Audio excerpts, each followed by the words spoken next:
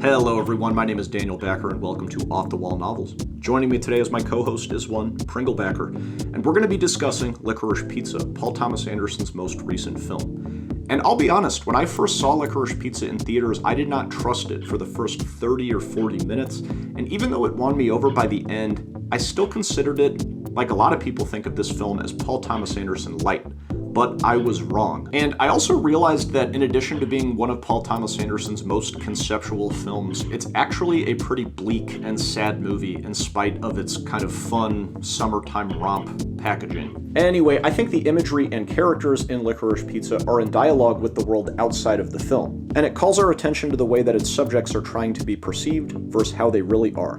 Paul Thomas Anderson is constantly framing the characters, putting them in mirrors, and having their pictures taken. All of these choices are authentic to the world in the 70s in the Valley and the proximity to the film industry, but they are firmly in the realm of postmodern aesthetics, found in film and fiction that PTA has already established a foothold in adapting Inherent Vice and in V's influence on the master. By the way, I did recently make a video about the influence that V by Thomas Pynchon had on The Master by Paul Thomas Anderson that you might enjoy checking out.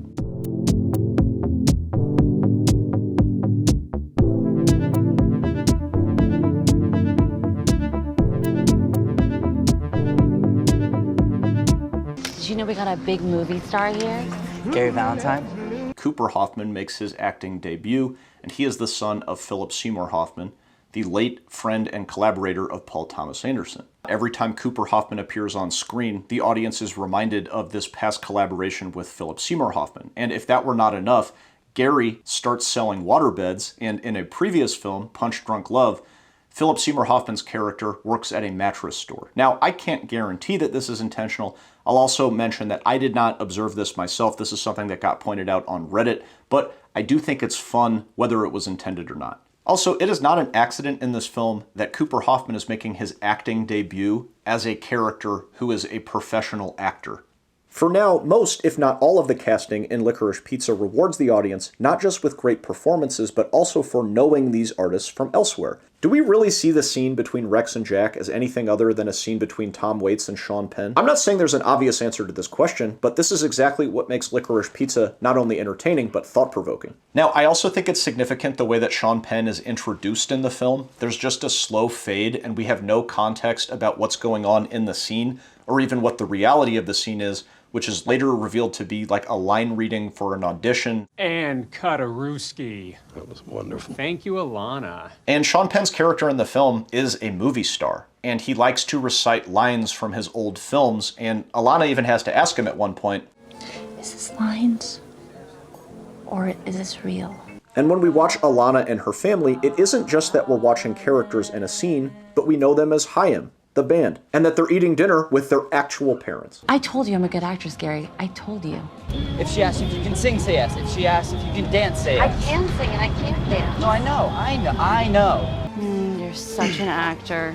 You're such an actor. Are you one of the actors? Yes, I am. The casting choices add another layer to the characters in the film, like Benny Safdie and John C. Reilly. Safdie is well known to most PTA fans, and further he plays a gay man running for office who is pretending to be straight for public appearances, further establishing the theme of the distance between how characters would like to be perceived and how they actually are. Now, it does deserve to be said that the character that Benny Safdie plays, Joel Wax, was a real historical figure. Joel Wax actually was a Los Angeles City councilman who served for 30 years. So anytime that Benny Safdie appears on screen, the audience is perceiving the actor, Benny Safdie, and then also the fact that he's trying to, as a character, appear as a straight man, while being a gay man as a character, while also evoking this actual historical figure. However, John C. Reilly's cameo in the film is even more layered, which is more fascinating because he's only there for like 2 seconds. We're not open yet? So you're the real Herman Munster? No, we're not open. Yes, I'm the real Herman Munster, but you can't be here right now. You can't go through here. So John C. Reilly is obviously a past collaborator of Paul Thomas Anderson, and he is a very iconic, easily recognizable voice. So just in these brief moments of John C. Reilly appearing in the film, we are perceiving him as not only John C. Reilly, but also whatever character he is playing in the film, doesn't get a name, who is in costume as Herman Munster, who is a character that was inspired by the character Frankenstein's monster, which, by the way, is a creation of a human.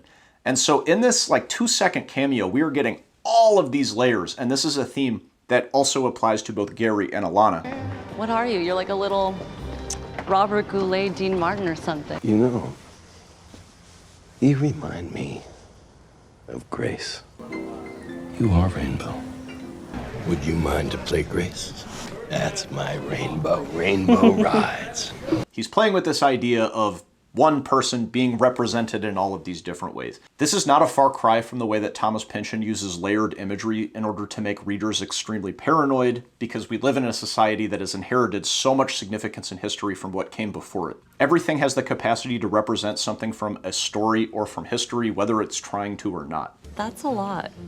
Gets complicated. So all of this layered imagery and conceptual play and characters being perceived as all of these different real and fictionalized people is not just supposed to confuse us, it actually supports Gary's central issue as a character. Gary is pretending to be an adult.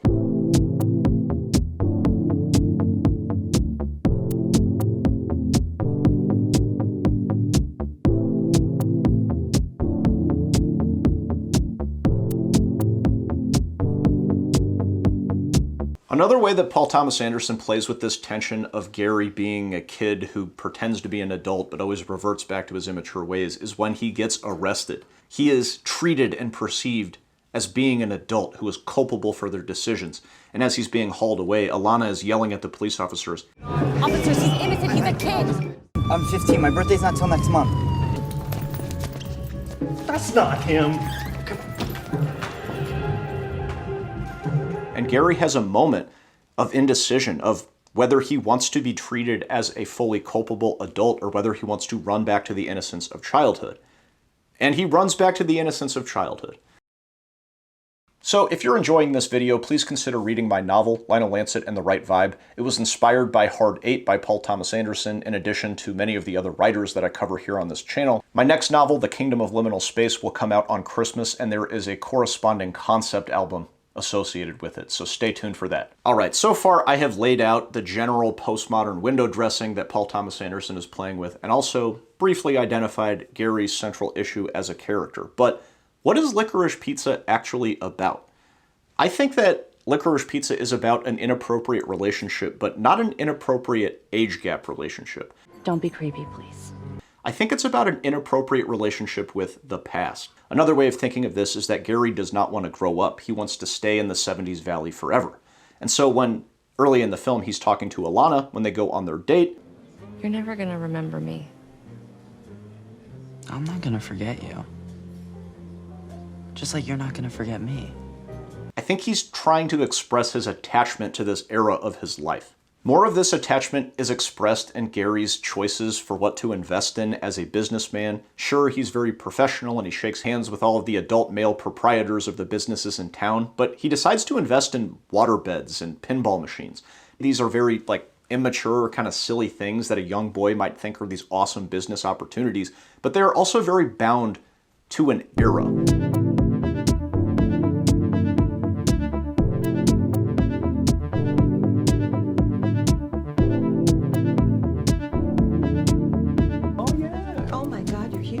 Oh, hi, Gail. Gary, Nice to see you. really grown a lot, huh? Yeah. Any confrontation with an adult man, he kowtows. How big's your penis hole? It's regular sized. Buddy, stop. Hey, I'm telling you to fuck off, man.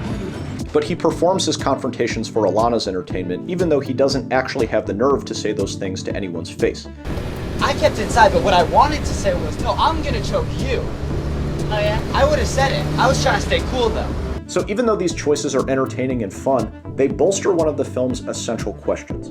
What does it mean to be an actual grown-up, and who's just acting? Maybe the answer lies somewhere between nostalgia and reality, artifice and authenticity, men, children, and real men.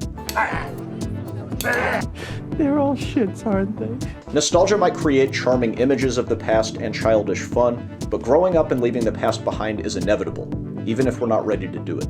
Well, then you need to grow up.